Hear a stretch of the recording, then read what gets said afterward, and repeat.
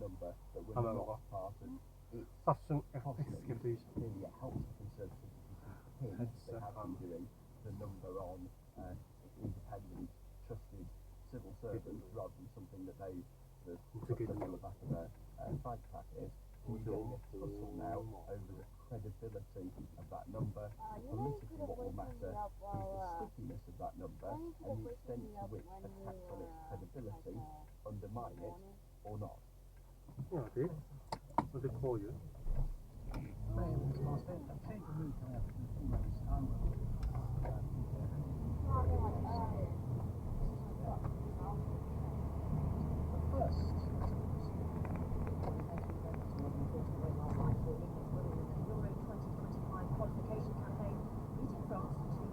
Remain in third place in their group, leaving the top two qualifying automatically. France are top, the Republic of Ireland are bottom of that group.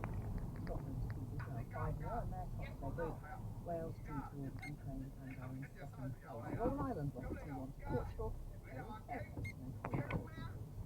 Manchester City are due to face the Premier League in a local battle over the organisation's commercial rules next week. The Times newspaper is reporting that more than 165 million dollars the rain is everywhere, even in Barbados, where England's defence of their T20 men's World Cup title began with their match against Scotland being abandoned. Scotland posted 90 at loss in 10 overs to victory, before the rain stopped the competition. On Saturday, the two sides finished top of the table after the England and Mark were facing each other in the final. Courtney Lawes won 20 million years and was on last day.依家真係唔講㗎，你都唔知如果你唔講嘅話，爸爸會俾人捉到，即係俾人停咗喎。見到你冇講嘅話，爸爸會犯緊。其實 legal requirement 我哋知道，講住晒。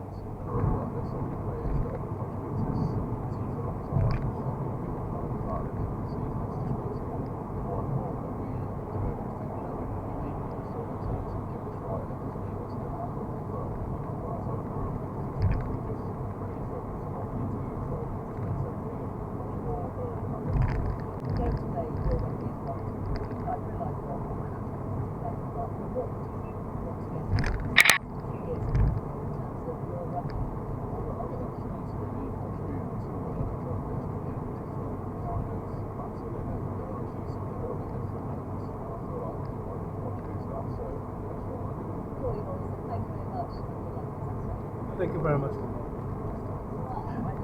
I don't know what, but thank you very much.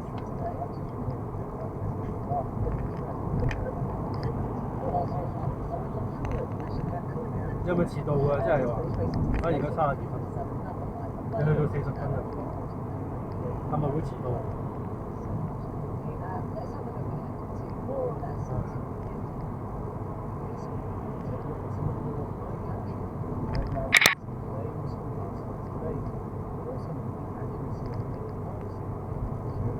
？UK's policy documents. She thinks parties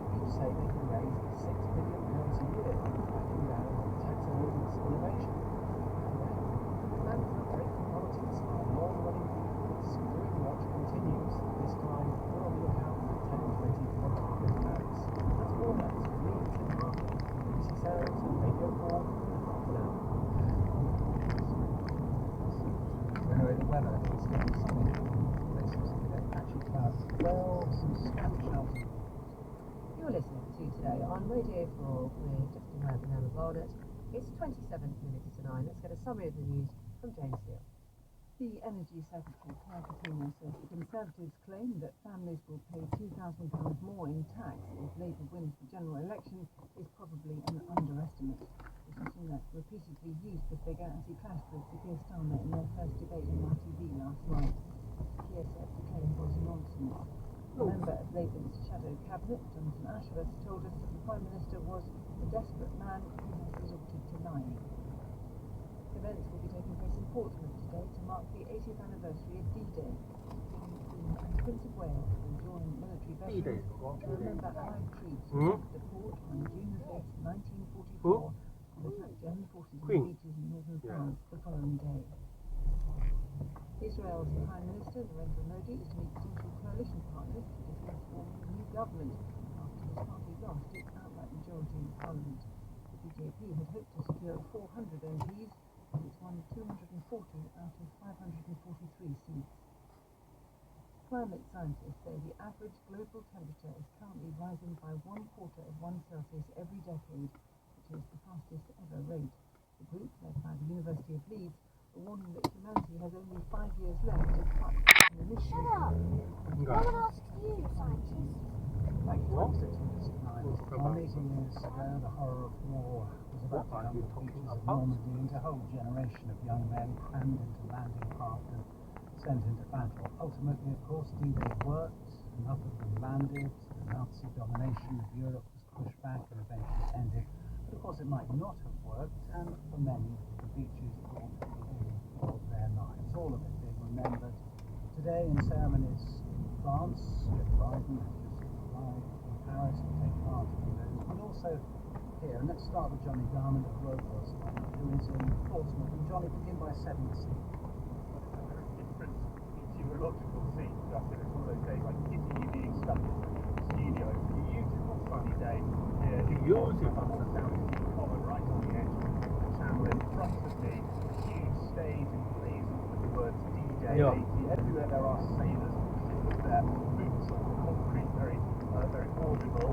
Last minute rigging going on as well. Some of the fanfares being rehearsed. We're expecting, as you say, the King, the Queen, the Prince of Wales.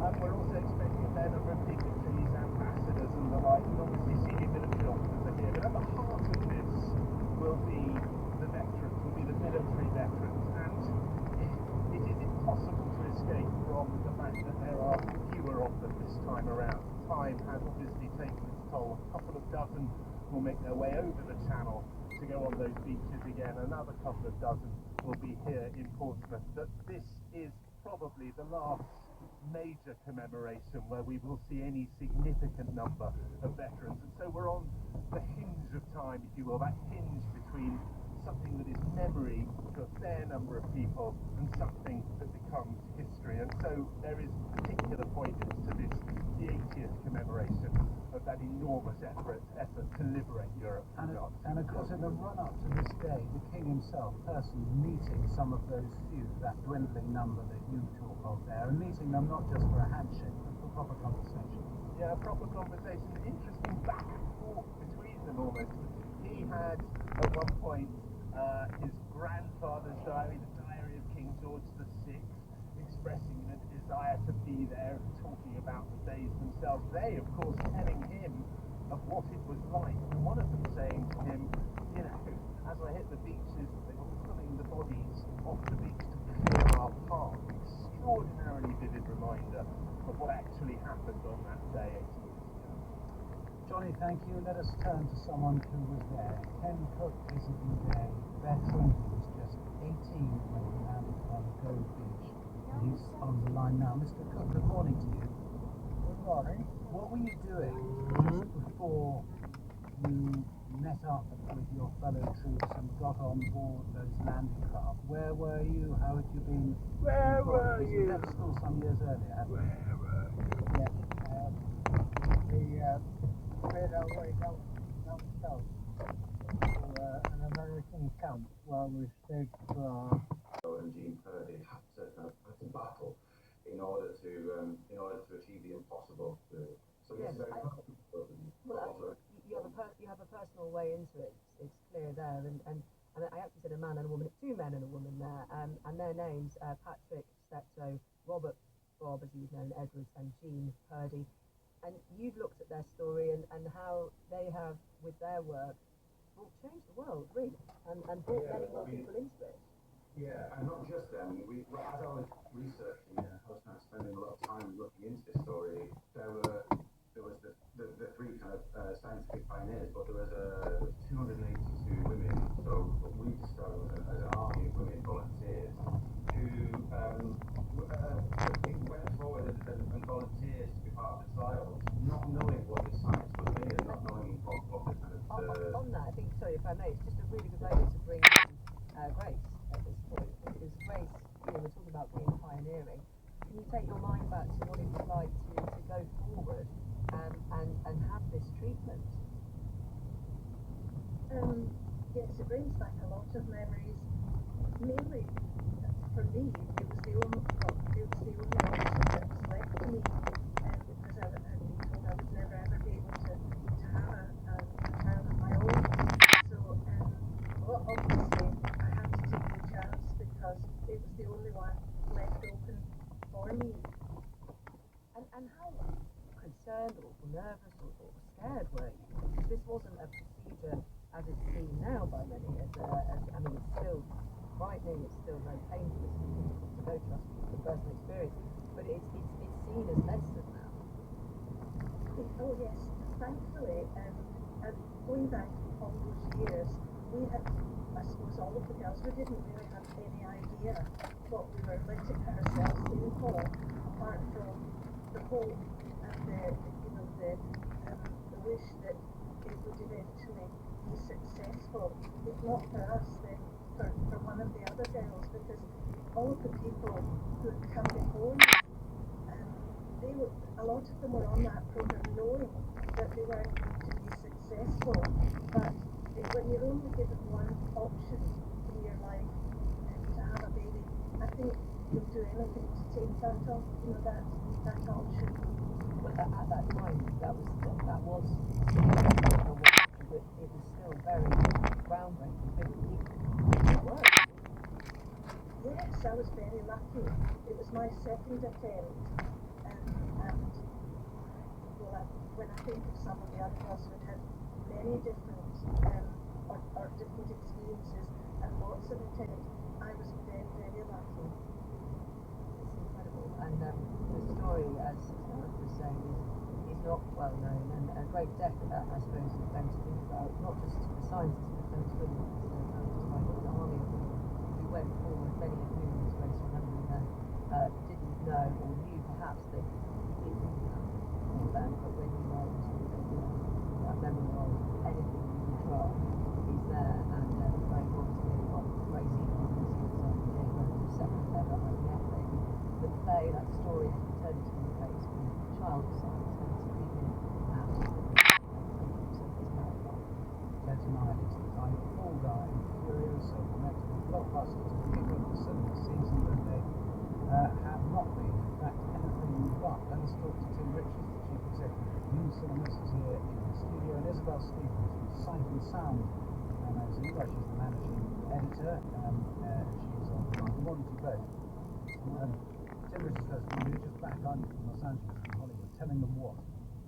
Well, I mean, I think it's unfortunately every year you have movies that perform and progressively underperform. And I think Furiosa is a great movie, and it tended to skew a little bit older and a little bit more male, and I think it probably suffered a little bit of a consequence. But I think anyone who actually went and saw the movie absolutely loved it. It just didn't really galvanize the kind of interest. But is that what you're telling the studios? Is you, the cinema people, go to the studios and say, look, guys, this hasn't worked? I mean, are your conversations are blunt?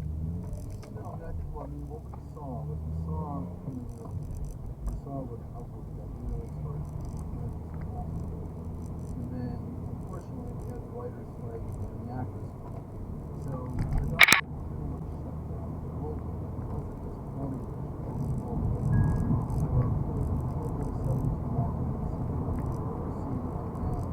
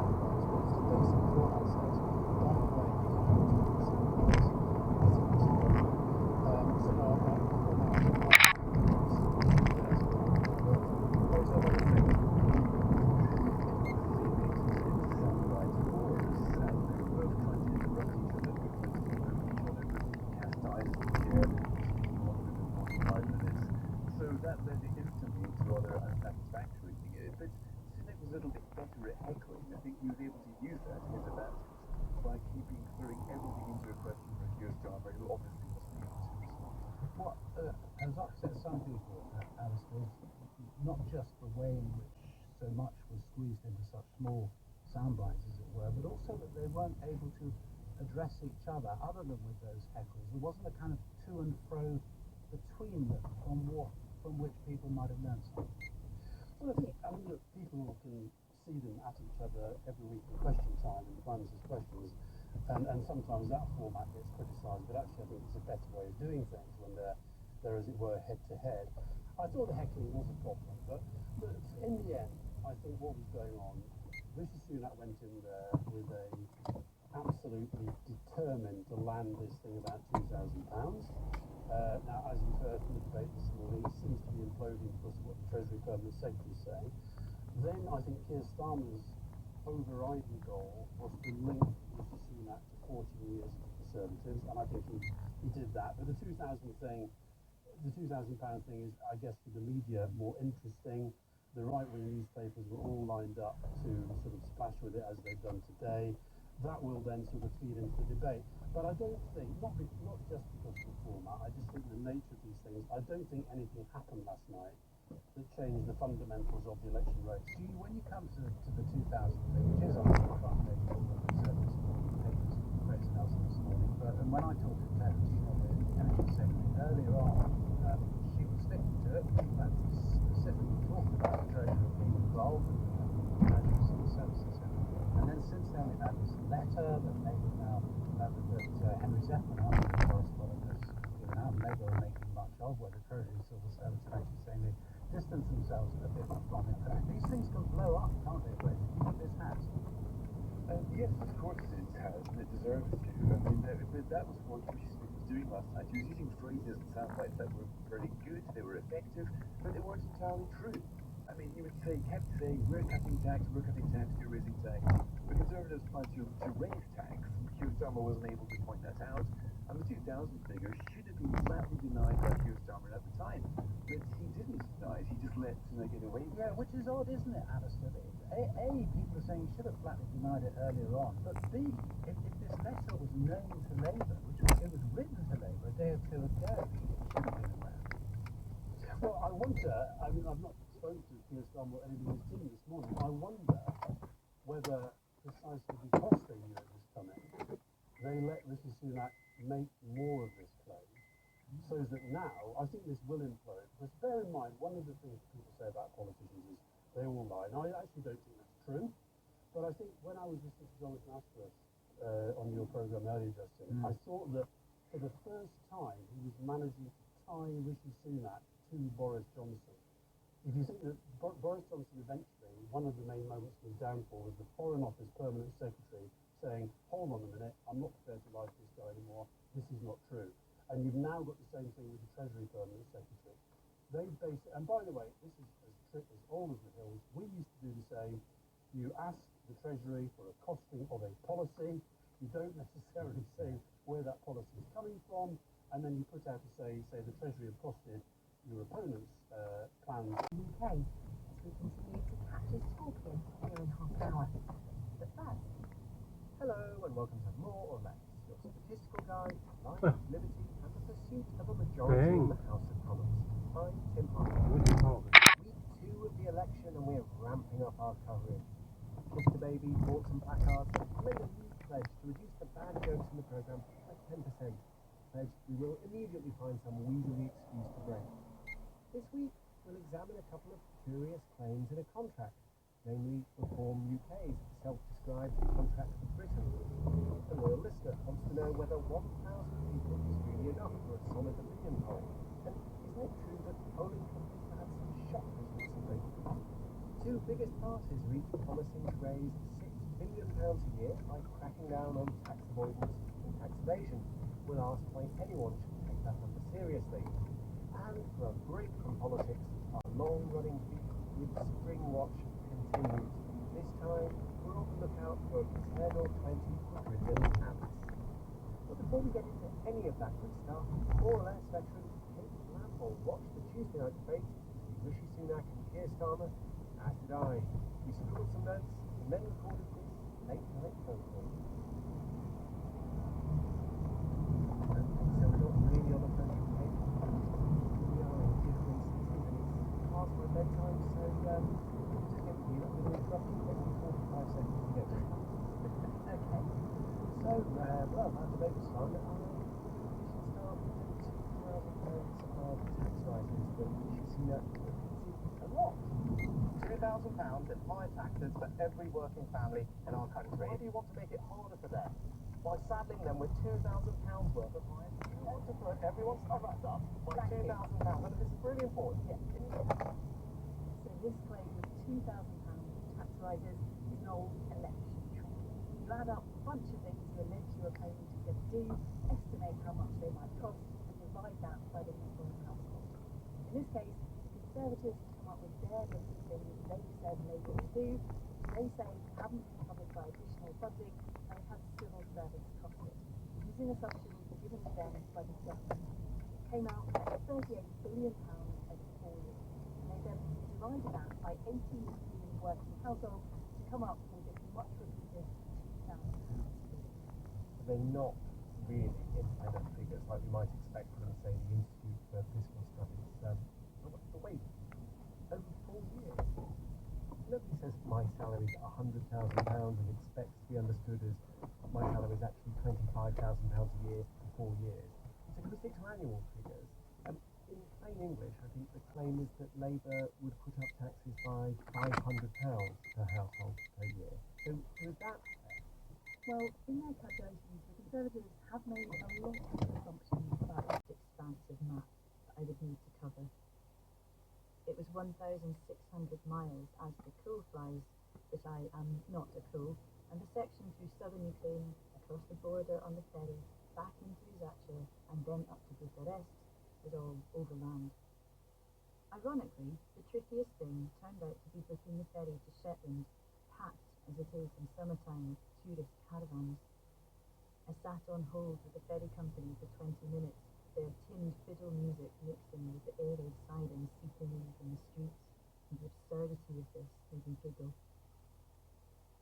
When I stepped off the train at Harkiv, Oleg was waiting on the platform with a bunch of flowers and a loving smile.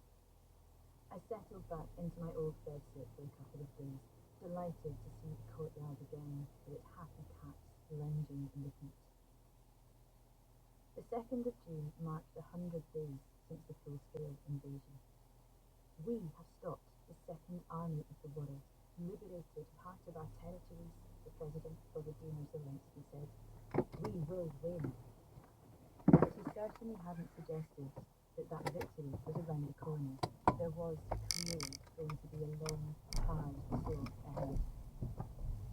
But for a few months, at least, I would be out of it all. I felt guilty leaving, like everybody said he would. Leaving Oleg, driver of the bus, hurrying me on, so there was barely time to kiss goodbye, and it was goodbye for good, indeed. And then leaving Ukraine a few hours later, on the deck of the barge, the Danube muddy brown in the heat, knowing I had this option to get out, as so many did not.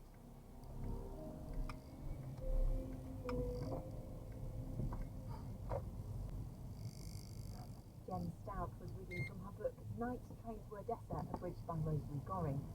It was a BBC Audio Scotland production, produced by Amy McCready for BBC Radio 4. Artificial intelligence is changing our world. It's now hard to figure out what's real and what's fake. How can we be certain that what you're hearing now was written by a human, or even spoken by me? And does it matter? I think AI should be used for all the dull stuff, not all the art and creation and fun stuff. What else is ugly about my world? I'm Michael Sandel. Join me in an Audience at the Higgs Festival as we consider the ethics of AI, the public philosopher on Radio 4 and BBC Sounds, next Tuesday night at 8.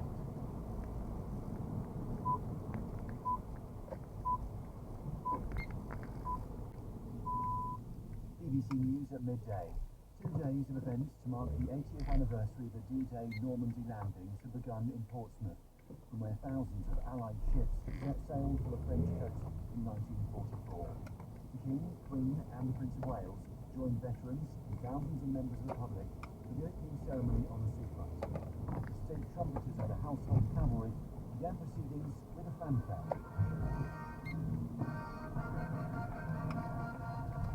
The ceremony included a flyby by 2 Dakota aircraft, as well as interviews with veterans and readings from letters by some of the troops as they approached the French coast. The King gave an address. Stories of courage, resilience, solidarity, which we have heard today and throughout our lives, cannot fail to move us, to inspire us, and to remind us of what we owe to that great wartime generation. This evening, the Commonwealth War Graves Commission's Bayeux War Cemetery will light up. Are you using the app, then? Yes, an app, I ordered an app with the code JV78, please. 7:25 a.m. Yeah, I'll go for it for you. Okay. Began in 1940. Thank you very much. Labour has dismissed a Conservative claim about its tax plans as a desperate lie. Rishi Sunak told last night's TV debate that Labour's proposals included £38 billion of uncosted spending and would mean a tax rise of £2,000 for every working household. He said the figure came from Treasury officials, but a letter written on Monday by the Treasury's Permanent Secretary, James Bowler, says the figure shouldn't be presented as coming from the independent civil service. The Shadow Chancellor Rachel Reeves says it's clear Conservative claims are not true. The letter from the Permanent Secretary of the Treasury confirms what Labour had said last night. The Prime Minister lied in debate last night. Labour has no plan to increase taxes on working people. In fact, either will increases in income JV78, please. JV78. Climate scientists say they're just 5 Okay, years thank you very left much. to limit Throw some global ketchup in there. temperature rise to 1.5 Celsius above pre-industrial levels. The threshold, agreed by world leaders in Paris in 2015, is considered crucial to avoid the most catastrophic effects of climate change. The UN chief, Antonio Guterres, is expected to chair the latest round of global climate negotiations. The countries must do more to transition away from fossil fuels. Welsh Labour has indicated that the First Minister, Vaughan Gething, could lose a vote of no confidence this evening because two of its members are off sick. Vicky Howells, who chairs the Welsh Labour group, told the BBC that Mr Gething would not resign if he lost this evening's vote. Our correspondent Thomas Morgan is outside the Senate. Labour have 30 of the 60 Senate seats before this no confidence vote to be passed, and of course if you voted no confidence in the First Minister, it would be essentially 31 members to vote against the First Minister. Now it's unclear at the moment. Yeah. Thank you very much. Bye-bye. There are rules, because it is a hybrid system, that members can vote remotely if required, but it's unclear whether or not they're able to do so. South Korea says it detected North Korea demolishing sections of a railway built to connect the two countries. More from Celia Hassan. The Inter-Korean Railway was heralded as a clear step towards peace between the Koreas, and it was unveiled in the year 2000, allowing train travel across their heavily fortified border. But since then, relations have deteriorated. Pyongyang had taken steps to eliminate connections, after declaring several months ago that Korean reunification is no longer a goal. North Korea has been developing close ties with Russia, while South Korea has bolstered its relations with Japan and the US. BBC News. Can newspapers swing elections? It's a question Katie Basman and Ros Atkins posed to Andrew Neil and the editor of The Mirror, Caroline Waterson, media show this afternoon. That's at 4 o'clock. But now on Radio 4, it's time for You and Yours with Winifred Robinson. Hi, welcome to Radio 4's consumer programme. On You and Yours today, more people shopping online are filling baskets than just abandoning them at checkout. I was looking at a postal website and they were charging like 45 quid delivery with like £6 service fee. What on earth are you thinking? The audacity.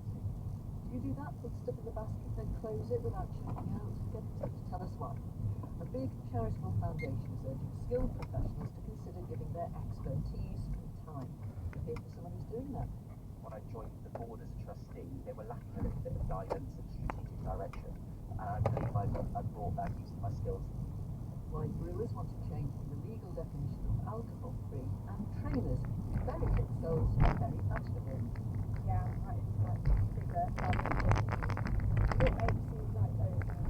I don't know, they're just kind of arbitrary. Maybe on trend, but are they good for your feet? If you want to get in touch with us, email us please, you and yours at bbc.co.uk, on X, Twitter, or hashtag you and yours, or text a message to 84844. For all that, it's been 3 years since you and yours revealed the fact that criminals were stealing and selling on other people's homes. We've returned to that story several times since, and what's happening has been raised in Parliament. Now, apart from the horrors of the crime itself, getting your home back if this happens to you is not easy or straightforward. We've kept in touch with the Reverend Mike Hall. He was the first listener to email us about this crime. His house in Luton was stolen, along with several others, by a criminal gang. They sold these houses on without the true owner's knowledge or consent. Mike Hall spent 2.5 years fighting through the courts for his ownership of his own home restored to him, only to discover that squatters had broken in and changed the locks. He's just been back to court again in Luton to ask the judge for an eviction order to get these squatters out so he can move back into his own house. Our reporter Shari Val was at the court with him. So Shari, finally all over then for Mike Hall? No. Why? Well, despite the fact that squatting is a criminal offence, the judge said he couldn't evict the squatters for what turned out to be a very clear legal reason. On paper, Mike's house no longer belonged to him on the date that the squatters moved in. Mike wanted to be granted something called an interim possession order, or IPO, and you'll hear Mike telling me about this in a moment. So an IPO is designed to be granted very quickly, in an emergency, by the courts to get squatters out of your property. Now, the courts can issue these orders in just a few days, and once an order is granted by the judge, the squatters have 24 hours to get out or be arrested and potentially convicted. So just remind us then, Shari, how a criminal can steal your house. Now, using Mike's case really as an example, first, criminals stole his identity. They pretended to be him. They went to a solicitor, said, "I am Mike Hall, I want to sell my house, please," and the solicitor said, "Fine." Now, it all happened very quickly, within about 3 weeks. And homes are at risk of this if they're unoccupied for a period of time and they have no outstanding mortgage. And in Mike's case, a lot of damage was done to this home, and when he went to take a builder around, he found his house was full of squatters. The legal queen on social media. Hello! Hello, Joelle. First this week, if there was ever something to get people scratching their heads and asking, is that really legal? It's the whole topic of clean water in our waterways and out of our taps. Southwest Water says traces of cryptosporidium are still present in part of its network. A notice telling people to boil their water will remain in place until there have been 3 days of clear results. Obviously not being hit, the whole country are useless. Eating water from person to person, completely unacceptable. That's what Downing Street had to say today in response to a BBC investigation which found millions of litres of sewage had been pumped illegally into Windermere. United Utilities failed to stop the pollution for 10 hours and didn't tell the Environment Agency for 13 hours after it started. This all happened back in February. Now today the government said there would be a full investigation, and if regulations have been breached, there could be a criminal prosecution. We've had a few guys go down pretty badly with the E. coli strain, so I mean this morning I was throwing up. It would have been ideal not to have so much poo in the water, but you know, that's not to take away from Cambridge. They were a talented crew. I don't know if we would have had a chance to get them even if we'd all been on form, so it's no way to make excuses. 3 recent stories about unclean water in England. The first was the cryptosporidium outbreak in Devon, where 100 people became ill as a result. Southwest Water says it was caused by a damaged valve on private land. Then there were the millions of litres of raw sewage which were pumped into Lake Windermere. United Utilities says it took urgent steps to resolve the incident in February. We also heard from Oxford University rower Larry Jenkins after the boat race in March, which they lost to Cambridge. In the week before the race, crews had been warned not to enter the Thames where high levels of the bacteria E. coli were found. Thames Water says improving the health is a key focus for the company. Let's speak with Angus Evers, partner at the Water & Shoesmith, who specialises in environmental law. First, I understand it's quite complicated. Who's really responsible for clean water? That's right. So environmental law and policy are devolved across the UK. So we have different laws and different regulators across England, Scotland, Wales and Northern Ireland. Is there a difference between who's responsible for the water taps Yes, there is. In England and Wales, we have our taps regulated taking that water from groundwater straight into the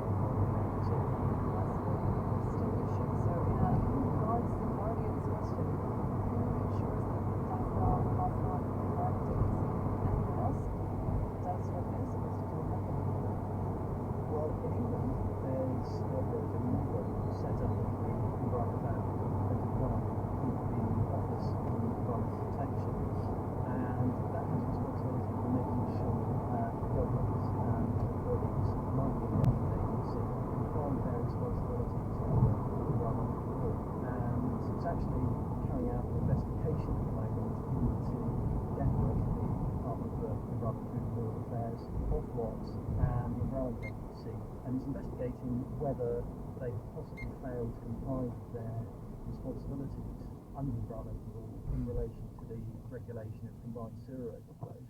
And it believes that all three of them may have misinterpreted the law. Charlotte, many people will argue that this is because water has been privatised in England. Is that an accurate assessment? Well, looking at the figures available, I think it's not. Of course, sewage dumping is a serious issue inside and outside of England. We've heard that England has horrendous rates of sewage dumping with 3.6 million hours of spills in 2023 to 2024. Over the last year, that's an average of 1,271 spills a day.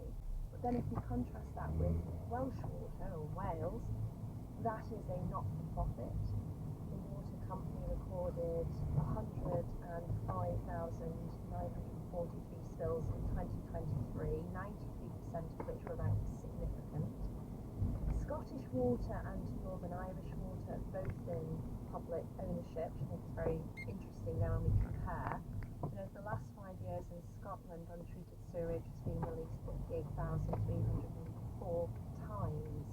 Northern Ireland does not yet monitor all of its storm overflows for sewage spills, but in 2024, Loughney, which supplies more than 40% of Northern Ireland's drinking water, turned green last summer due to toxic algae blooms at levels not seen for decades. So I think it's quite a complex picture of whether this is misuse simply in terms of privatised water or fact, whether it goes a lot further than that. Are there any overarching causes of the problem? Well, you touched on the differences between England, Wales, Scotland and Northern Ireland. England is, of course, much more densely populated than Scotland, Wales and Northern Ireland. So I think there are a multitude of root causes. The infrastructure we have got in the UK was largely built by the Victorians. They were actually quite far-sighted, so they built sewers with double the capacity that they needed to have at the time. Obviously the population is more than doubled since Victorian times, so now those networks built 150 years ago don't have sufficient capacity, and we're not adding to that capacity fast enough. It's also not just water companies, it's also industry which has pollution. That's right, water companies are quite a convenient target to blame for pollution issues, but actually there are a number of other very significant sources of pollution. There's a lot of highways, roads and motorways that are trying to drain from the recycling roads. Other transport, and that can take things like oil, grease, processed runoff, it's a tire rubber, and agriculture is very significant sources of pollution. Slurry, fertilisers, pesticides, all being washed off fields into watercourses. This is the point that I revealed that everyone around me, except myself, participates in some sort of water activity, from kayaking to wild swimming to cold water dipping in the morning, pointing their fingers. I actually live very close to the Thames and I wouldn't put a toe in that river. But this is the point that we really try to understand. People have a right to swim, a right to clean rivers. Well, I under English law, we don't. There have been some cases brought against water companies in the past claiming that people are right not to be flooded by sewer overflows. There was a 2003 case in the House of Lords, the predecessor to the Supreme Court we have nowadays, arguing that sewage flooding of someone's property amounted to nuisance and also breach of the individual's human rights. And the claim in that case sought an injunction against Thames Water, prohibiting them from using their sewage system in a way that would cause flooding of his property. And the House of Lords said in that case that individuals do not have the right to sue water companies for nuisance and breach of their human rights. The only people who can are Ofwat and the Secretary of State for the Environment. And if they choose not to, there's absolutely nothing that individuals can do. So if a rower or a swimmer or a cold water dipper gets very sick because of sewage that's been spilled, they cannot sue. You could potentially consider a negligence claim against the water company. Those sorts of claims though are very difficult to bring. You have to prove that the water company owes you a duty of care. You've got to prove they have served the petition, so engage the process server. So they can't stop it, but they can frustratingly delay it slightly. Is it then possible to divorce someone without them knowing? Not really. In extreme circumstances where we are saying to the court, we have exhausted every avenue to find the respondent and we have to give extensive evidence of that, the court will allow the divorce petition to go through to final order. But in 99% of cases, 因為有個同學叫 Harry， When we're thinking Am I? about money and financial orders, sometimes conduct does matter. Charlotte, yes, I mean, it's often in exceptional cases, but where, for example, a spouse has been subjected to aggressive and controlling behaviour, and of course we've felt more sophisticated understandings of domestic abuse now in the family courts, or domestic abuse, or rape, or there is even a criminal conviction for such behaviour, then a spouse can argue what we call conduct, and as a consequence of that, seek an uplift in financial settlement on divorce. Those cases can be rare and fairly unique, but we're starting to see a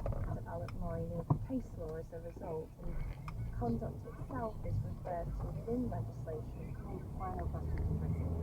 Do you need a lawyer to get divorced? not for the divorce, no. You can start your petition on the government website, so you don't need a lawyer for that. However, I would strongly recommend that you seek the advice of a solicitor for your financial problem. Charlotte, now the Leasehold and Freehold Reform Act 2024 was the final bill that became law, just an hour before Parliament was dissolved for the general election. Under the Act, which applies to people in Wales, leaseholders will gain rights and a ban on the sale of all leased houses. Charlotte and I have been looking into this and what it means for leaseholders and freeholders. Some good news for leaseholders, right? There is some need for leaseholders, perhaps not as great news as some leaseholders were expecting. And as you say, the Act has not yet come into effect.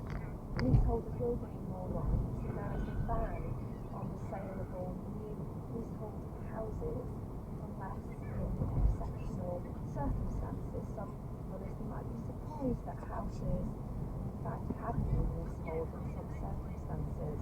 There's also a 90-year lease extension on flats which will be scrapped, and the 990-year peppercorn rent which is being introduced. This is what I'm incisive way to talk about some fun legal facts.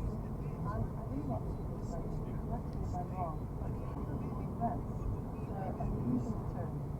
So I think it's quite an archaic term that we still use in law in certain circumstances, and it just means a very low amount of rent paid.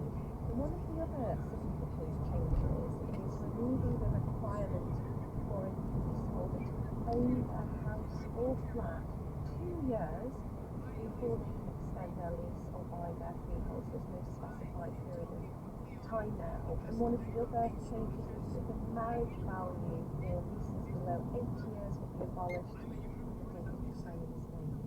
I think it's important for us to pause. Any listeners outside of the United Kingdom, I'd like to mention it's not supposed to welcome. But it will be important for us to distinguish between leasehold and freehold, especially when we're talking messages. Donner-shaped lengths of time, 990 years. In terms of the British average lifespan, that's optimistic at best. But very simply, freehold means that you live in perpetuity. It's yours outright and always. Whereas leasehold is for a defined period of time. It can or cannot increase in rent or a certain amount of money that is paid per year. And in fact, one of the very controversial aspects when we talk about leasehold is ground rent. And that's what you have to pay to a freehold, to a person who owns the land. Now, this still exists even astronomically large amount of money just for leasehold for ground years. And in fact, when you think about this, this is why the controversial is trying to balance the interests of freeholders and leaseholders whose name they don't control for short years. So it's a very invested So this is why I think some people consider living as long as they manage to change some interesting things. So it didn't abolish freeholds, and it also didn't abolish leaseholds because the shadows, ground rent cities of sustainable revenues and purchase associated to cause effect as it making changes with some no so for example, Ireland, ground rents are 2/3 that allows homeowners and long-term residential properties to buy out their ground rent because of the states of claim to jurisdictions. And then if we look at Scotland, most of the housing is freehold, which is to say, well, states you own the property on the lease, and you leases you have to pay in ground rent. And so we see changes moving towards that type of model, whereas Charlotte, do you know this answer? Charlotte, do you know why leaseholds still exist in France?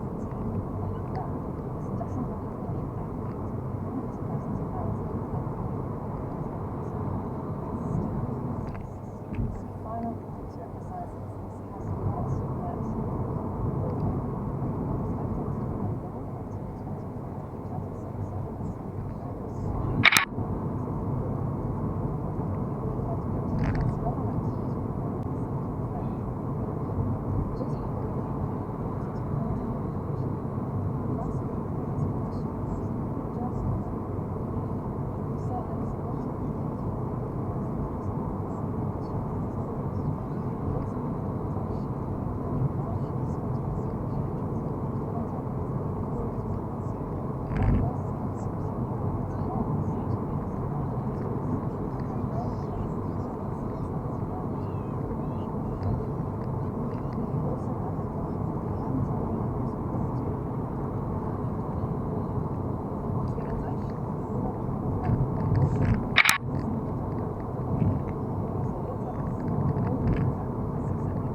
not yet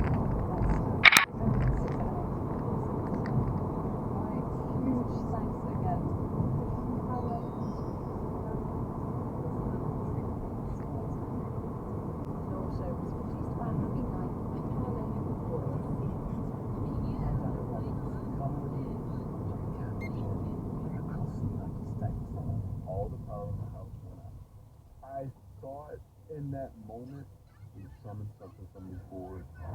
Poltergeist activity, UFO encounters, any series of potentially powerful encounters, sometimes frightening, sometimes lethal, but it does seem that there is something else out there, definitely not the end. It doesn't seem to be Uncanny USA, continues on Radio 4 and BBC Sounds, Tuesday nights at 11. The latest AI chatbots are causing a stir with their incredibly lifelike ability to interact with users. In this episode of The Artificial Human, Alex and Kevin explore why making artificial intelligence so human-like could be a problem. I'm Alex Petrovsky. And I'm Kevin Long. This is The Artificial Human. We are trying to tackle the big questions that you have about artificial intelligence and what, if anything, needs to be done about it as it enters into our lives.